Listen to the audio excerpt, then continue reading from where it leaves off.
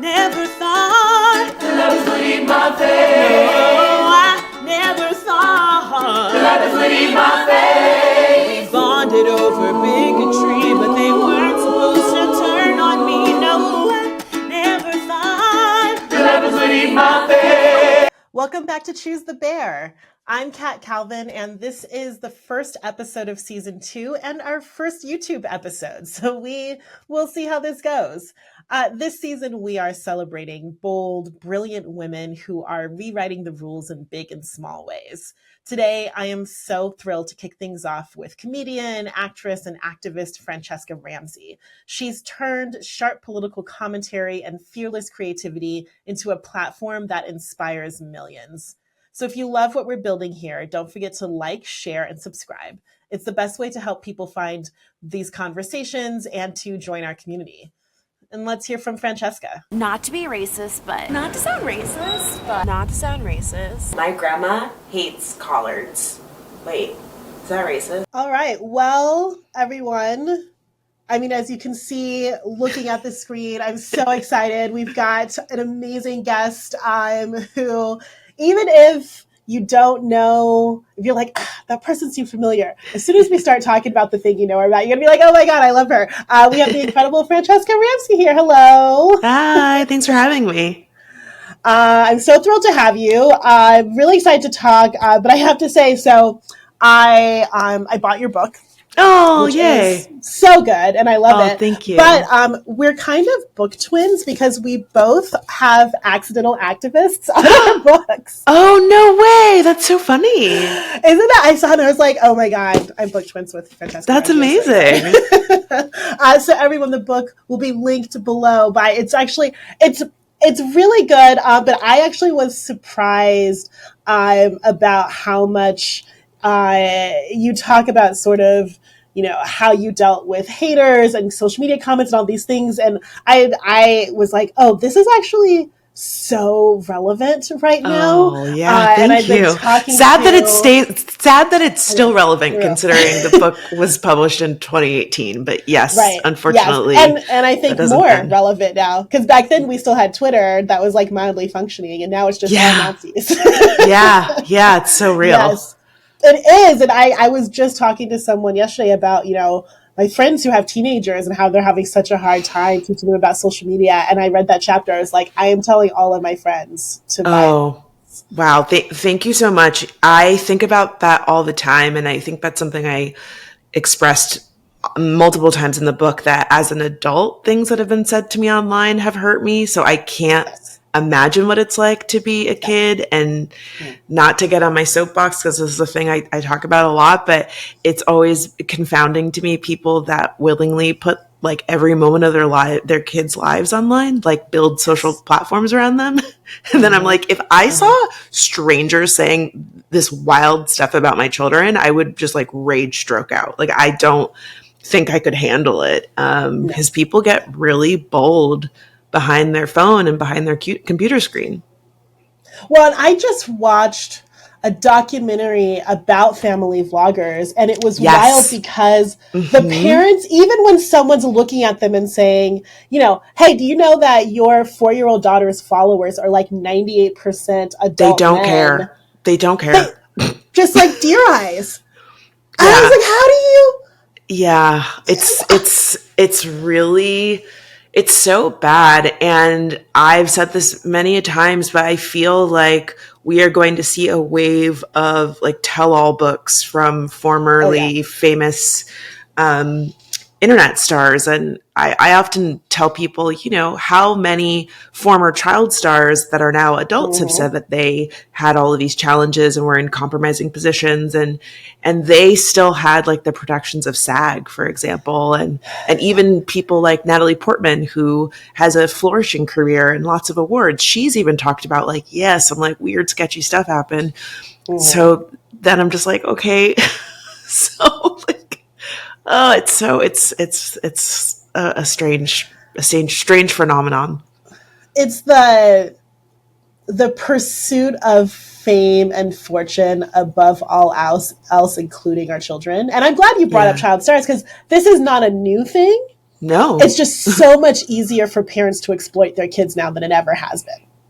Yeah. And I mean, look, I'm not like, it's hard because social media has been so good to me and I've had so many doors opened from it. And I don't think that all social media is bad. And I don't think, I've worked on shows with kids before, and I don't think that just by nature of the business, it's automatically dangerous.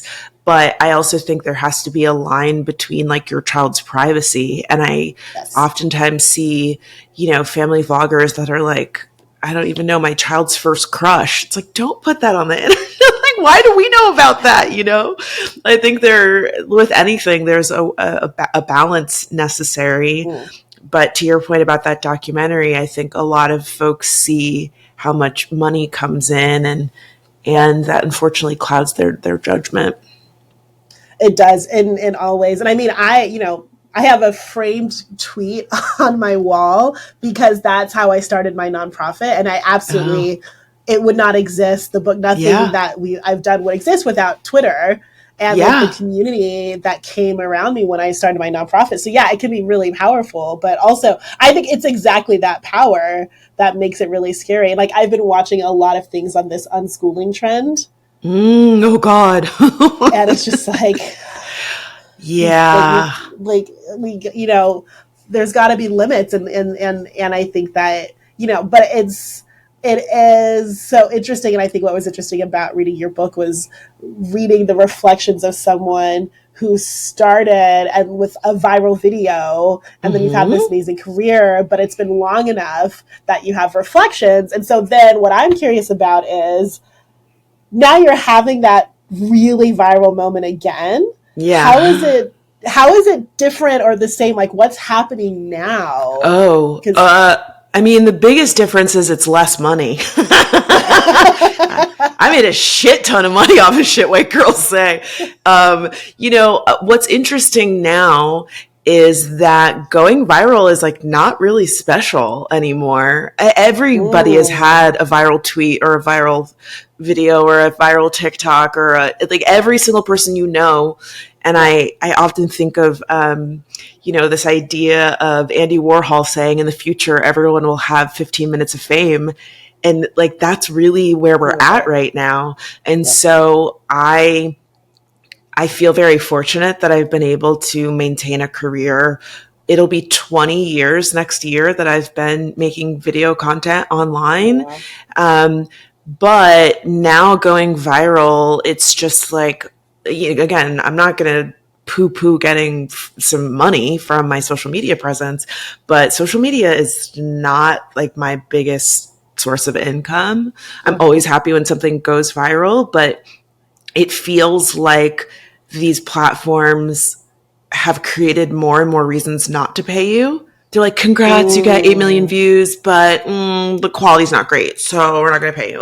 You're like, what? Or they're like, oh, it's not original. What are you talking about? It is original. Like they will come up with all of these reasons, or your video will pass all of their checks, but then the RPM, which is how much you get paid per 1,000 views, will be like 50 cents. It's like, what? So that's I will say the biggest difference. I'll also say that like social media has just become so much more accessible. Like I talked about this in the book, but YouTube was founded in 2005. I started making videos in 2006, and I was in design school at the time. And I just remember my classmates and teachers being like, what? But why? But why are you making videos? And I was like, it's cool. I love making videos. And everyone was like, but like, what do you get? You didn't make any money. It was such a lengthy process because you couldn't film on your phone. Like, I had the slowest internet. I had to upload my videos before I went to work because I was stealing my neighbor's internet. And like, it was just so arduous. Like, I just remember like, loading the footage into the computer and like having to leave it for like an hour so that the files could down. It was just a whole thing. And now, truly, I feel like such a boomer. I'm like, back in my day, we had to hang a green screen. You don't know how easy you have it. You just push a button and you have a green screen. Like, I'm really serious, y'all. Like, if your green screen was not lit the right way, if it had a shadow on it, that part of the green screen wouldn't go away. So you could see like your, just a big chunk of green Yep. blob floating behind you. I mean, it was just, it was a different time. I'm very excited. I live in a very small rural town right now, and they're building a fiber network in town. And like, by that, I mean, they were in my front yard today drilling a hole and putting like wires in it, whatever, which is very exciting. But my internet has been so slow. And I was uploading a video, and it said it was gonna be like 3 hours. And I was like, God, this is like waiting for Napster. Like, this is taking me back to the good old days. Yes. I mean, it feels so like bizarre to explain it. I feel like this happens to me a lot on TikTok, where I'm in my 40s, and the melanin has been good to me. So sometimes when I say 20 years ago, my comments will be like, "What are you talking about? You don't know what you're talking about." And I'm like, "Yes, I do. The internet was very different 20 years ago." So I'm happy for you that you're going to get a faster connection. Oh God, I can't wait. Now I constantly find myself like ending a sentence with "It was the '90s." It's like, oh, just bring us back. But okay, we've jumped right in. But I want to talk about a little bit of the origin of Leopards Ate My Face. And like, where did that come from? I don't know if you know. One of my like comfort reading now is the Reddit Leopards Ate My Face. Oh yes. Oh yeah. Oh my God. Listen, that subreddit has paid for had done many merch sales for me. Shout out to that Reddit community. Yeah. So I didn't come up with Leopards Ate My Face. It's based on a 2015 tweet by the author Adrian Bott, and I'm paraphrasing here, but it says, "I never thought the leopards would eat my face," screamed the woman that voted for the face-eating leopards party. And it is essentially saying, if you align with people who do terrible things, you kind of can't be surprised when and if they do terrible things to you. And it's kind of become synonymous most recently with Trump voters, but it's not exclusive to that. I mean, I always think of the person who, you become friends with them and they tell you about all of the terrible friendship blowouts that they've had. And then eventually they turn on you.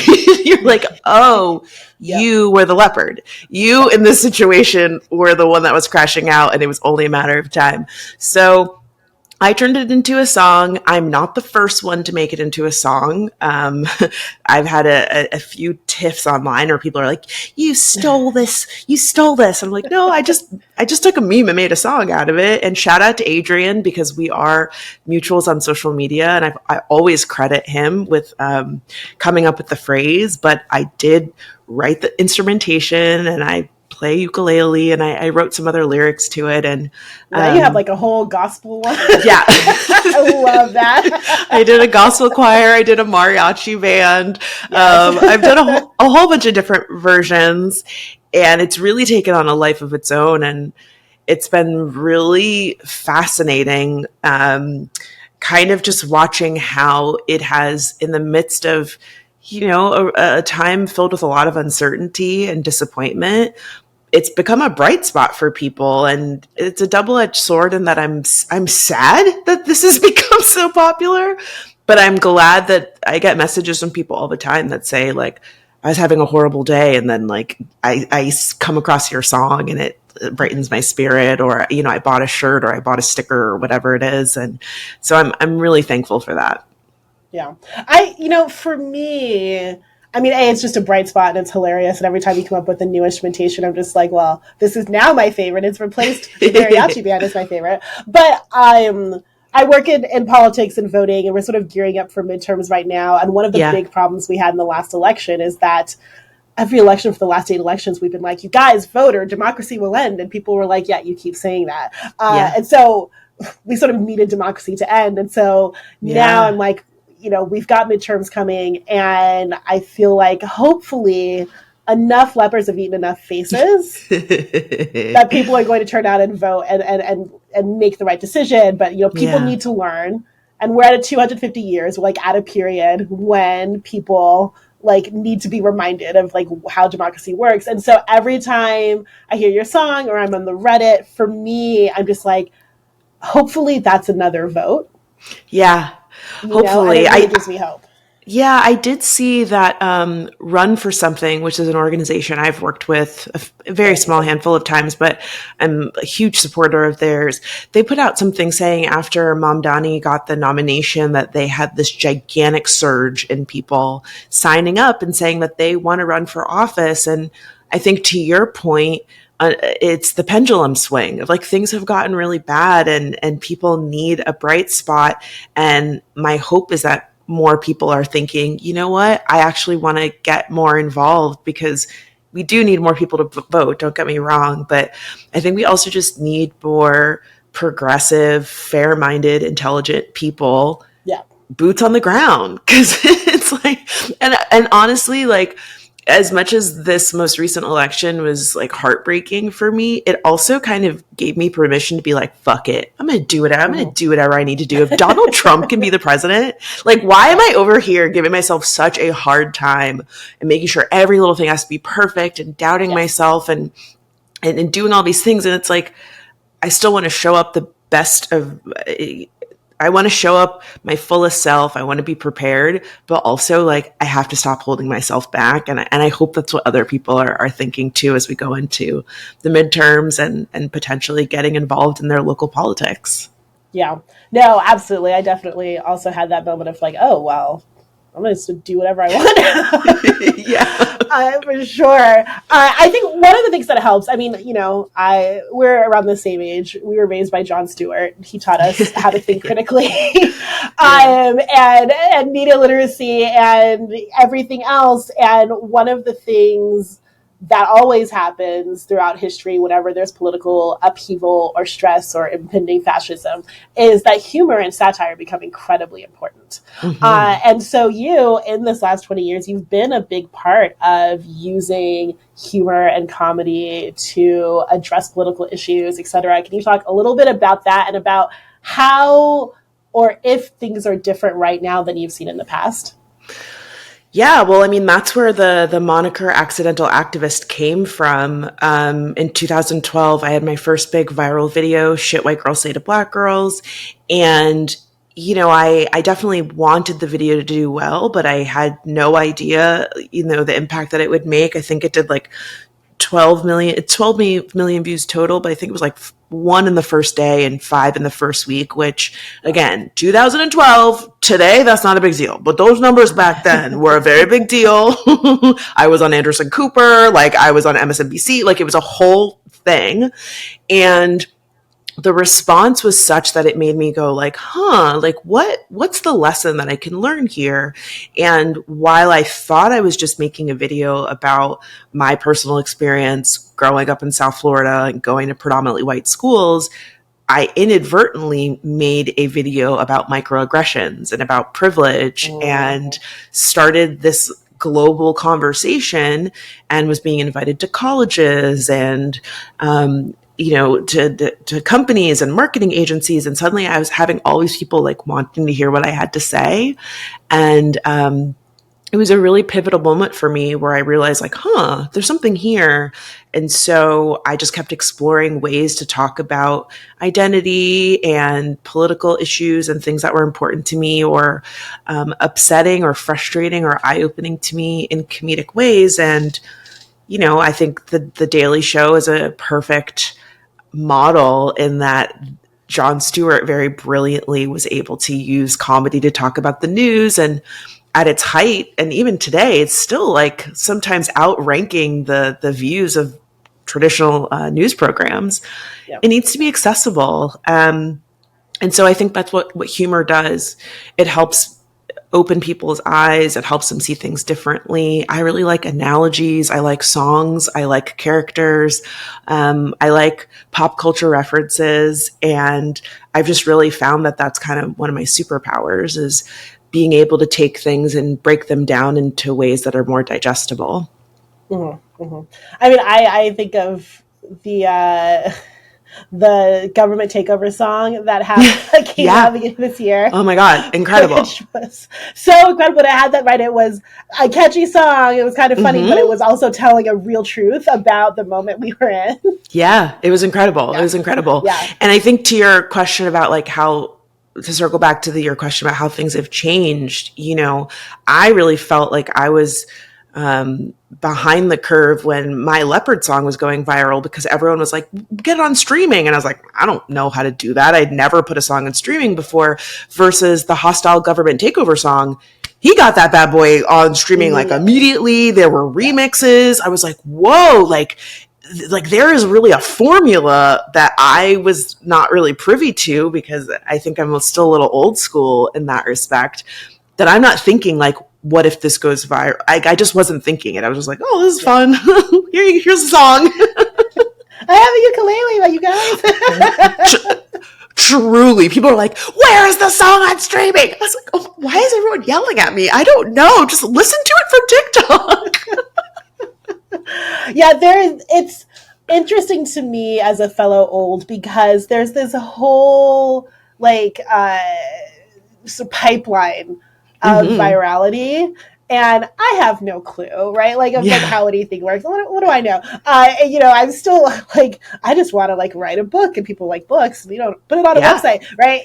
But like I'm still very, and so like seeing like how the kids sort of just know what people want and what's going to hit and what to do next and how to take it to the next level. I was in Vienna a few years ago, and I saw this huge billboard of the TikTok guy who sang the songs from the Facebook songs. Oh yeah. And I was like, holy crap. Like, he's just a guy who sang a silly song on TikTok, but like it takes over. It's so interesting.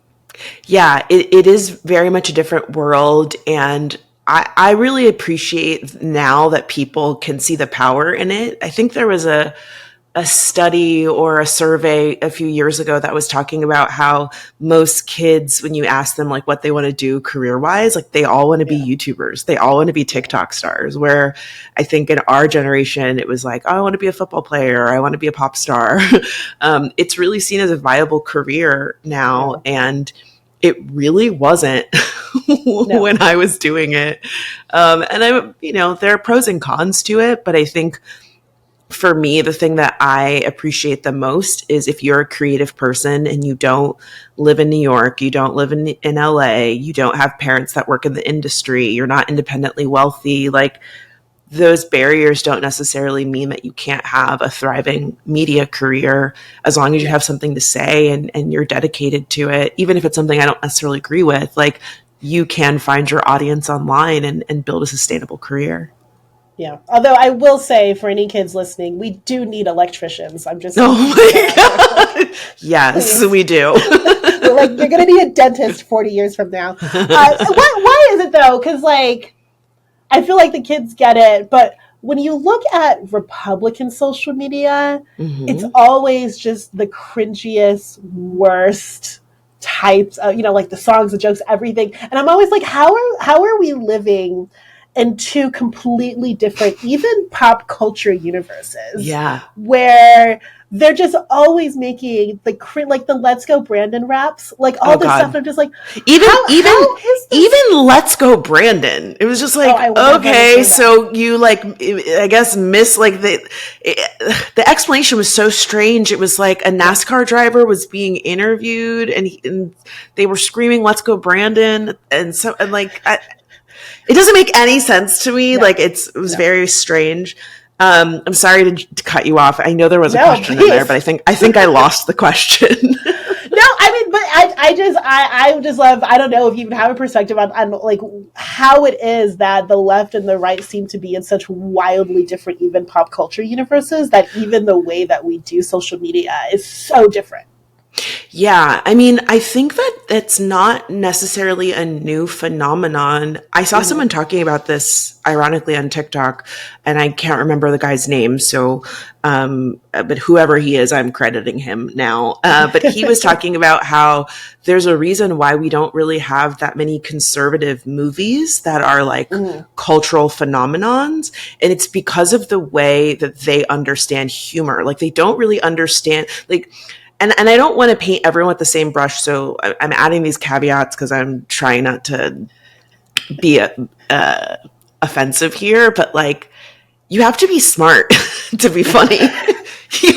You can't, I'm sorry. You have to be smart to be funny. Like, and so because humor is like a subversion of what you, are going assuming, right? Like you say one thing and then you like, kind of subvert what you think is going to happen. You misdirect, right? Like those are all fundamental parts of humor.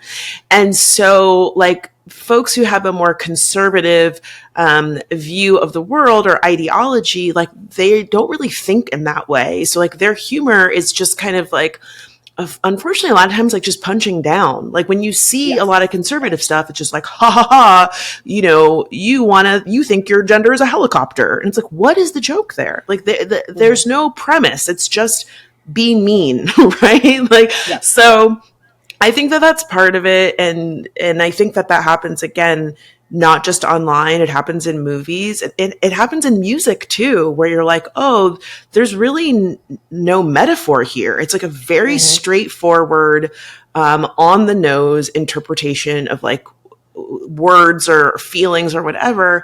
The metaphor and the satire and all of those things that like really make things artistically nourishing and enriching are missing in that space. And I think, despite everything that's happening right now in the world, I think it's empowering a lot of artists to make things because they feel so disillusioned with the world and they know that art is a way to express themselves. And not to get in my soapbox, but like, that's why I really am like anti-AI. It's like, no, you need to like use your brain to come up with things and like figure out your processes and try things and make mistakes and develop your own voice and process and style. Like you can't just skip to the finish line. And I kind of feel like those are, two sides of the same coin in that aspect when you look at conservative media and who is like, well, I can't draw. That's why I need AI. It's like, well, maybe you just should practice drawing. It's interesting that you talk about sort of art in this moment, because one of the things that I've been thinking a lot is like where are artists? Like, where are protest songs? Where's our change is going to come or whatever? But maybe we're just like, maybe we're making protest TikToks instead. Like maybe everyone has moved their protest energy towards social media, and we're not getting like the Dylans. We're getting the government TikToks. Yeah, I think so. I think that is what's happening. And it's funny because I was very curmudgeon-y about joining TikTok. Like when it kind of blew up during the pandemic, I was very much I'm not starting another thing. And like, I don't want to use my phone to film. Like, no, I need to use like an SLR. Like I was so anti TikTok. And then I got on there and I had this moment of like, whoa, this is incredible. Like anybody you don't need any followers in order to blow up or have your content reach people. It's just very different. And for better or for worse, you can open up the app and just be exposed to so many different types of people around the world and so many different schools of thought.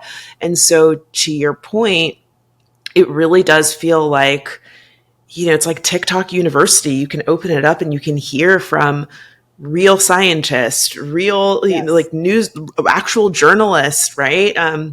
But then you can also hear from a mom who's really telling you what it's like to be a mom. Or I saw one woman breaking down like the bill that she got after she gave birth. And she's like, I'm going to show you point by point how much it cost me to have a baby. And it's like, this is incredible. Like it shouldn't be that big of a deal, but like, wow, you're lifting the veil and educating people on real tangible stuff. And so maybe we don't have protest songs beyond hostile government takeover and the Leopard song, but I've learned a lot about media and communication and just by opening up my phone, and I think that's really powerful. It is. I find it to be amazing. I mean, I think TikTok is what everyone sort of thought Twitter would be after the Arab Spring, and then unfortunately it just sort of it peaked there and then just went downhill fast. Yeah, I mean, yeah. Go ahead, sorry. I was just gonna say, like not to sit here and like glaze TikTok, because I could give you a list of things I don't like about TikTok, but to your point about Twitter, man, when Twitter was good, it was so good. It was so good. Yeah.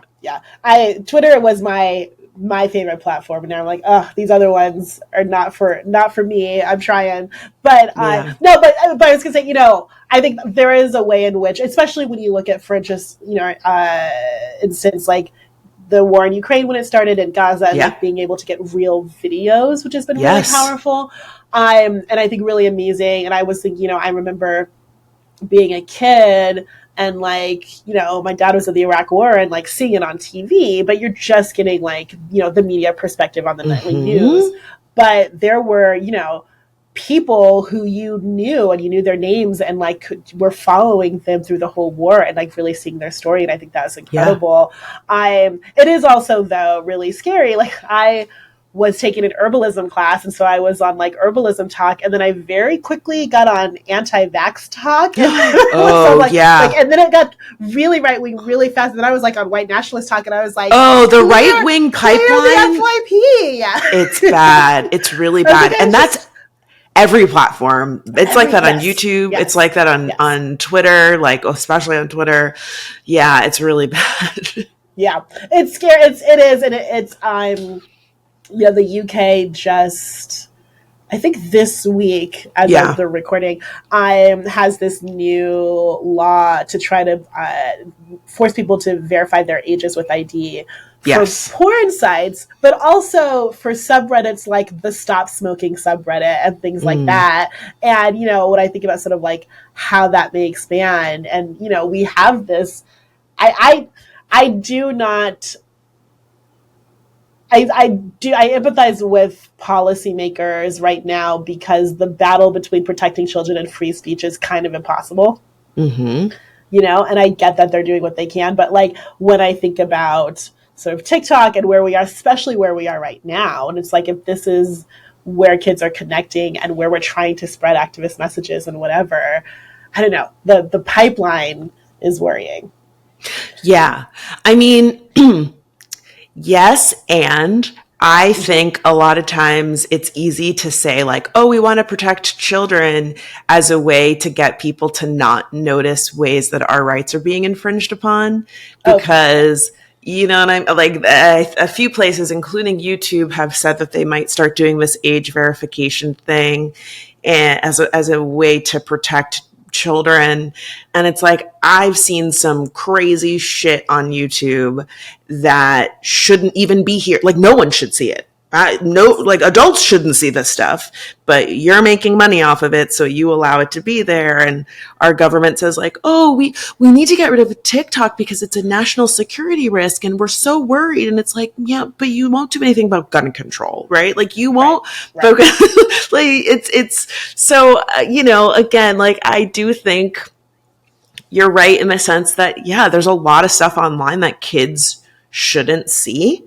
And I do think that there should be some more stringent things in place, but I don't like the idea of asking people to give over their ID. If that becomes the norm, I saw someone talking about this and it was eye-opening to me because I hadn't thought about it, but like they can just start tracking everything that you're doing online, and then somebody knocks on your door and they're like, oh, actually, I saw that you posted some anti-Trump stuff, and I don't think we're that far off from that yet. And that is concerning to me.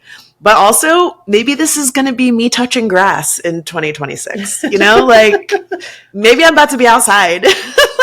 I mean, look, we'd all be better off if all social media was, if it's just, I just want to go back to the 90s. That's all I want. But no, it's funny because the people in the UK have already found some hilarious workarounds. Like some people are just using VPNs. Some people are finding really, really funny workarounds, which is like the first thing the government should have realized is people are going to find a way around this. Always. So you're wasting your time. Yes. But, I think for me, what the thing that happened with the Tea app this week is, I'm not putting my ID out there because it will get hacked, right? Because you had the Ashley Madison of it all. You had, whatever. I don't trust any website to protect my data enough. Yeah. So if I'm on a sensitive site, I'm sorry. And that I think the Trump thing is super likely, but I think the first thing that's going to happen is someone is going to hack it and release every single person in the UK who did upload their driver's license to Pornhub. And that could happen tomorrow. Yeah. Yeah. I just want to know, what are cookies? And why does everybody ask me about cookies? Every site I'm on. Hey, do you know that we have your cookies? And I'm like, is that bad? I won't stay on a site that won't let me turn them off. And I don't know if they're bad or not, but I feel if some sites are letting me opt out, they should all let me opt out. And I feel like they called them cookies to disarm us. Because cookies can't be bad. Cookies are good. So. Yeah. No, I think it.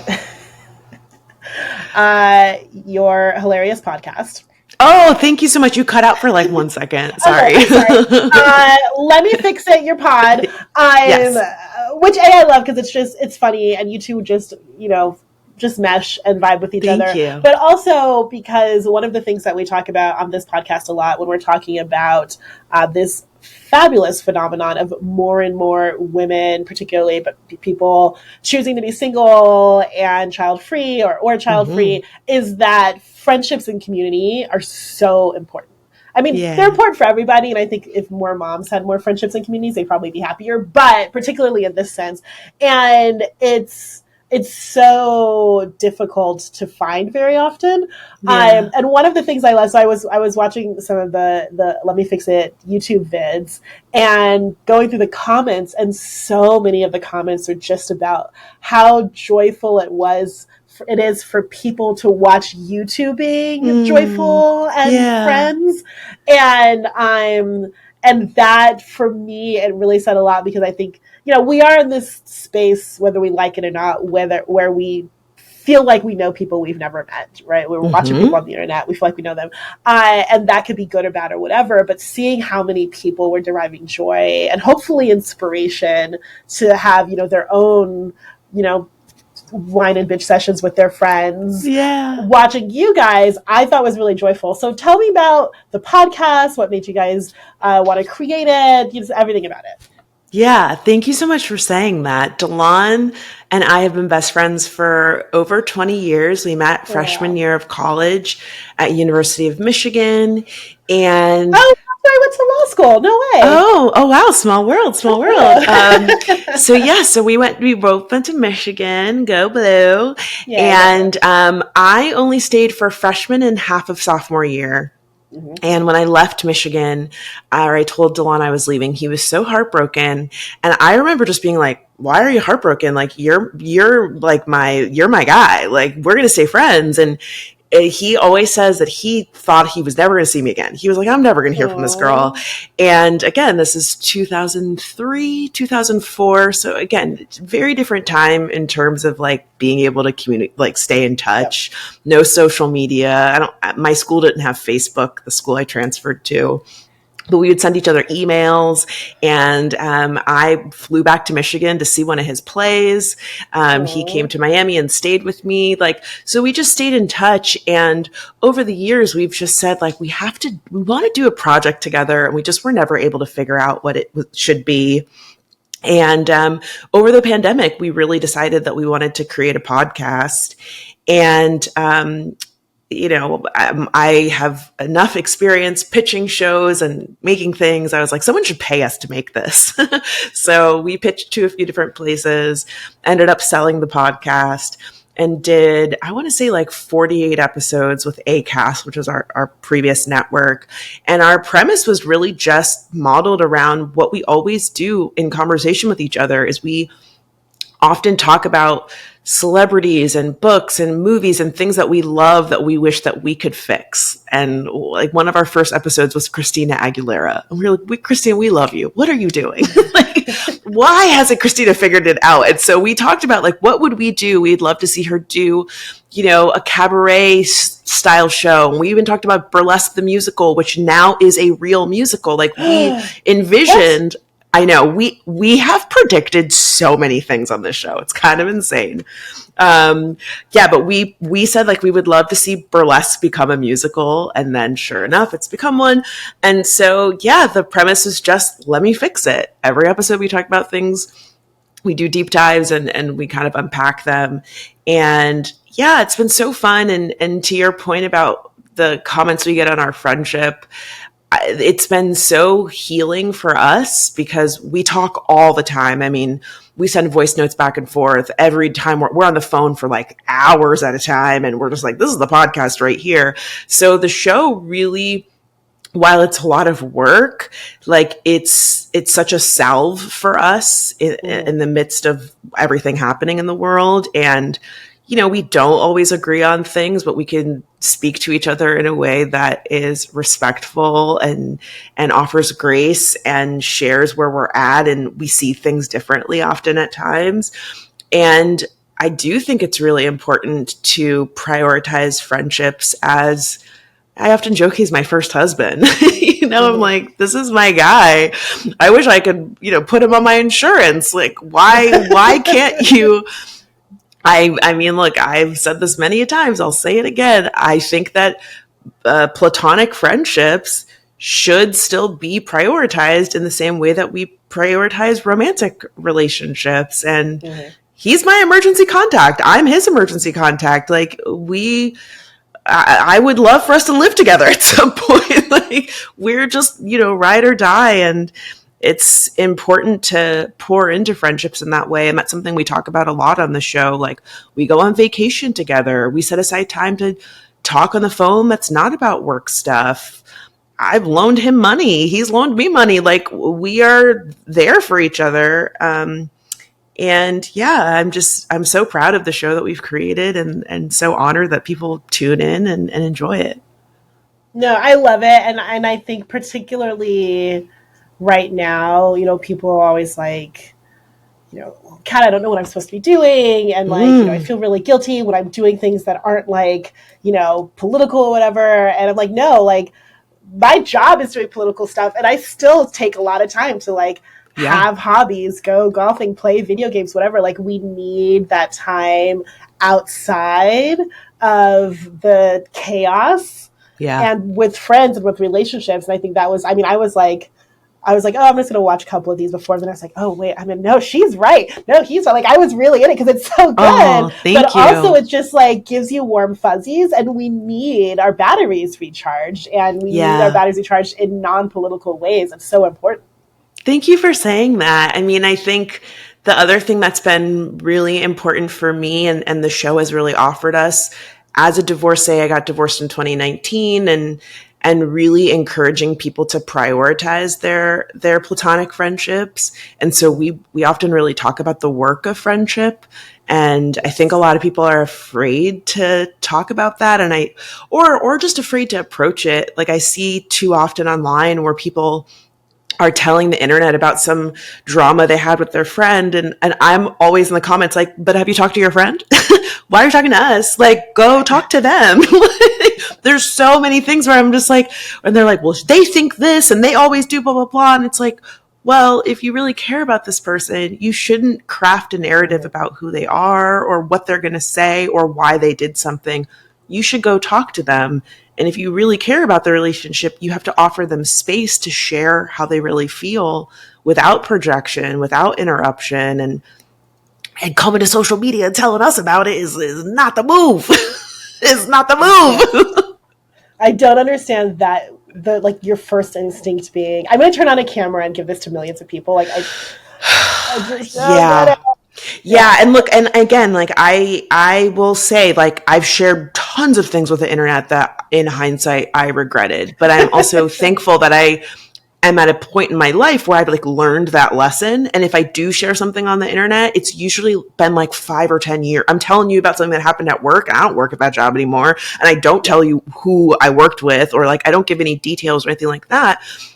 But I just see it feels like, and I don't want to like just say it's Gen Z. I think unfortunately it's everybody, but there's this insistence of like, you make one mistake and our friendship is over. And it's like, that's not reasonable. Like, people make mistakes. And it also depends on like what the mistake is. It's like, she forgot she wore a too cute dress to my birthday. It's like, get over it. Like, what are you talking about?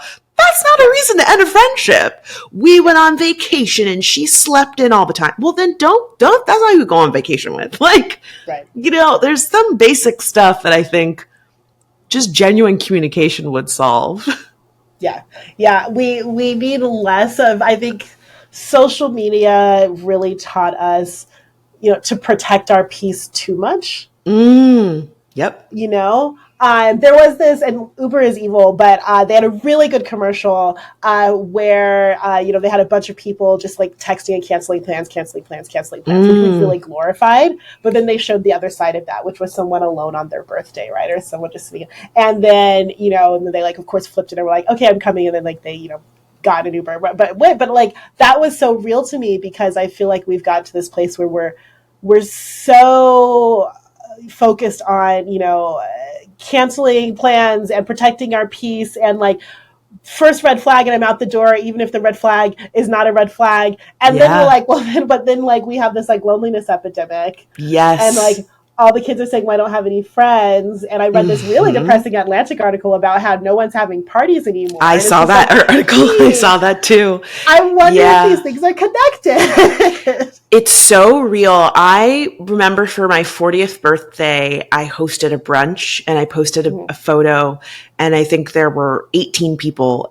We did like a Last Supper style photo with like me in the middle and like all my friends. Yeah. And I posted it and I got so many comments that were like, how do you have so many friends? I can't get that many people to show up to anything. And it started this whole conversation where I said like, and I had some people say things like, anyone that has that many friends, it's a red flag. There's no way all of you are close. And I was just like, okay, stranger on the internet that doesn't know me. I am close with all, like, we are not like best friends. I talk to them every single day. Like, but the thing that I used this analogy of, your friendships are like a starry sky. And there's all these stars in the sky, but they don't all shine the same amount all the time. There's certain constellations that are really bright certain times of year, and there are other ones that are like a little duller, and they're still there. It doesn't mean that they're less important. And that's what friendships are like, and you have to prioritize them. There's some friends that I maybe talk to on the phone once a year, but when we talk on the phone, we're on the phone for like 4 hours, and then, or maybe the only time we talk to each other is we text each other recipes. I have a friend who has a garden, and all of her texts are like, look at these potatoes. I'm like, cool. Like, and she's a good friend. I don't talk to her about, my work drama, but I still consider her to be a friend. We met playing tennis. And what I loved about her is we didn't talk about work. All we did was talk about tennis and the weather and our cute little outfits and, fashion but she's a great friend. But I have to like prioritize her, And so I think a lot of people, you're so right about this, like, it's me time and, this main character or whatever. And it's like, no, you have to remember people's birthdays. You have to, this friend has kids, so they never want to go anywhere. Guess what? You got to go to your friend's house that has kids, and you got to bring some movies and some snacks. And sometimes you have to go run errands. Maybe y'all go grocery shopping together. Like, you can make time for what's important to you. And if your friendships are important to you, you should make time for them. Put people's birthdays on the calendar. Get them a candle. It doesn't even have, like, you don't have to be a big party. Like, just show up for each other. And sorry to get, I just got like so worked up about that. I mean, It's a thing that I have been really passionate about, especially since starting this podcast. And when I first started, I was looking at like, what's all the research on friendship? And there was very little, but there were some books like starting to come out. But it's, there's been such a focus since, the beginning of time on the nuclear family, and, there's nothing but research on husbands and wives and children and whatever. And as millennials and Gen Z all over the world are making a huge choice to stay single, if not forever, then much longer, to not have children as divorce rates rise. Like, we have to think about friendship in a different way, and we have to prioritize it in a different way. And I think that at the exact same moment that that's happening, then we're having all this TikTok, this social media stuff happening, and we're all learning the wrong lessons. Yeah. It's like, no, what we need to be doing is coming together. So I mean, I think everything you're saying is what I've been seeing, and it really worries me. Yeah. Because, we need more community, not less. And I think we're seeing less. Yeah, again, TikTok, I saw a really great TikTok from a girl who said something along the lines of like, everyone wants a village, but no one wants to be a villager.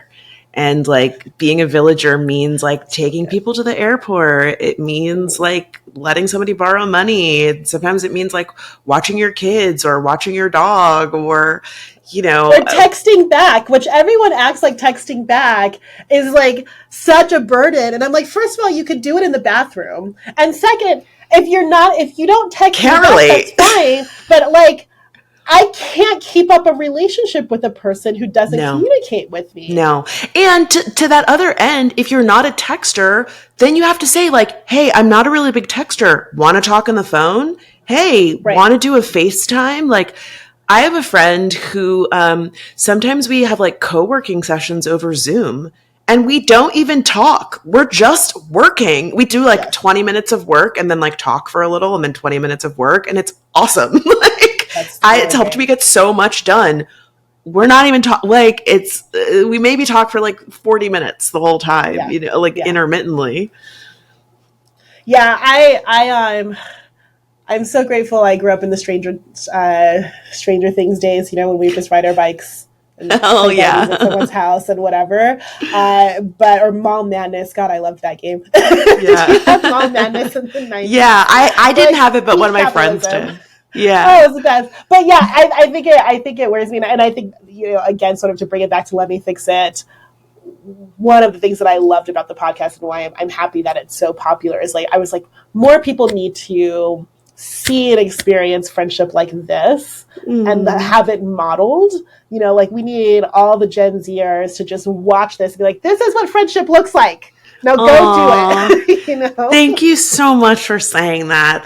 That really warms my heart. I'm so proud of the show. It's been a lot of work, as you know. The podcast is a ton of work. But yeah, it's been really fun. We are exclusively on YouTube now. We moved from doing just straight audio to just straight video, and it's been a really fun transition, and people seem to be really into it. So we're going to keep plugging away. Yeah, well, I really love it. It will also be linked below. I can't thank you enough for coming on here. I've been so excited about this. Oh, thank you so much for reaching out. I thought the premise of your show was so great, and I was so excited when I looked you up and saw all of your work, and I was like, oh yeah, this is a no-brainer. We're totally aligned, and obviously, as you can see, like our first time talking, we totally hit it off, so I'm honored that you reached out. Thank you. Thank you so much for listening to Choose the Bear.